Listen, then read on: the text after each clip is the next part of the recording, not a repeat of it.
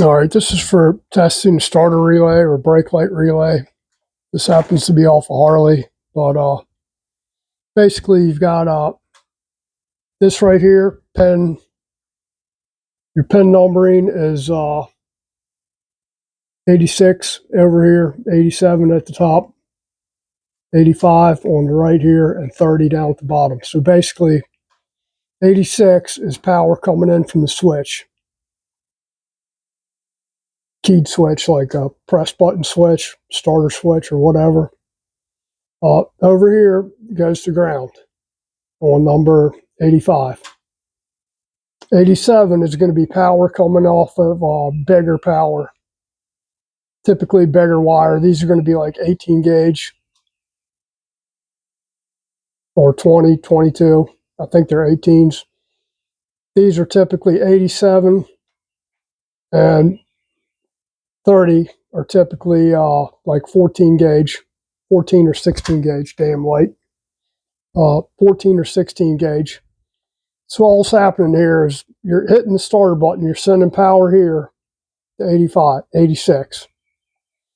It's clicking over here to 85, which is the ground, which is opening this, or closing this switch, so it's sending power from 87 down to 30. 30 is going to go to the starter motor.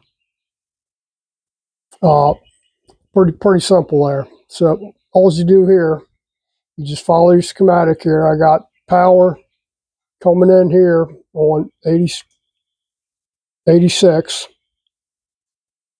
I'm going to hook up my meter leads here down to 30.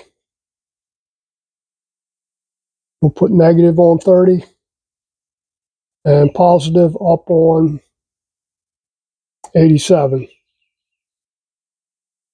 And then we're just going to hook up the ground here. Let me zoom this thing out.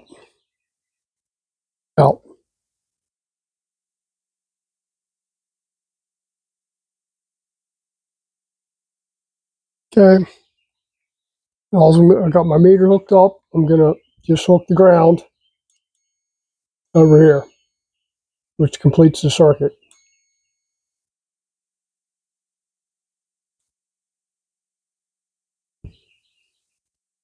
So typically what happens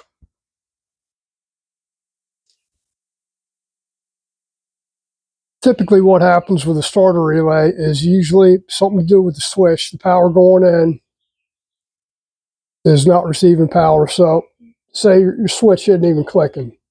You want to make sure you have power going in at 86. And you're going to make sure that your ground is good off of 85. The other thing that happens is, because you're running a lot higher amperage through 87 and 30, that these wires, where they connect in here, the wires will fry. Easy to tell. You can unplug the plug and pull it out and look at the wires. If it's dark, like it looks burnt-y, they're fried. Now, typically what happens is it loses connection,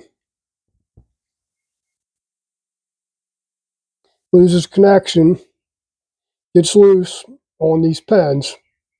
So typical, what happens is, as resistance goes up, heat goes up. So if it's loose, it's got more resistance. So you'd want to address that. Usually you can take a pair of pliers and just crimp it a little bit tighter, put a little dielectric grease around there.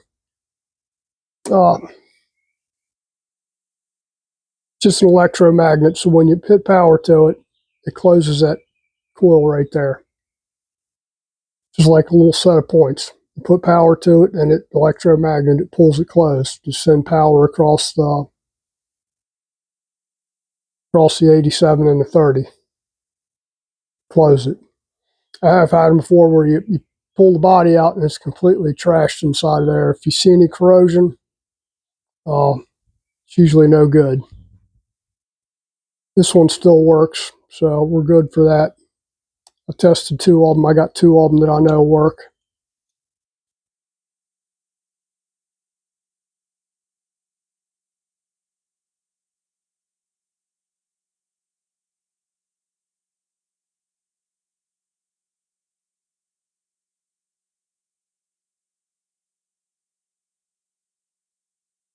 And really, that's about it. That's testing the starter relay. Now, it's the same thing they use this as a brake light relay. This is just an automotive, like a Bosch Hella kind of relay. I guess they're using fuel pump relays too on some things. It's a relay's a relay for whatever. So, thank you for watching. Take care. There will be more.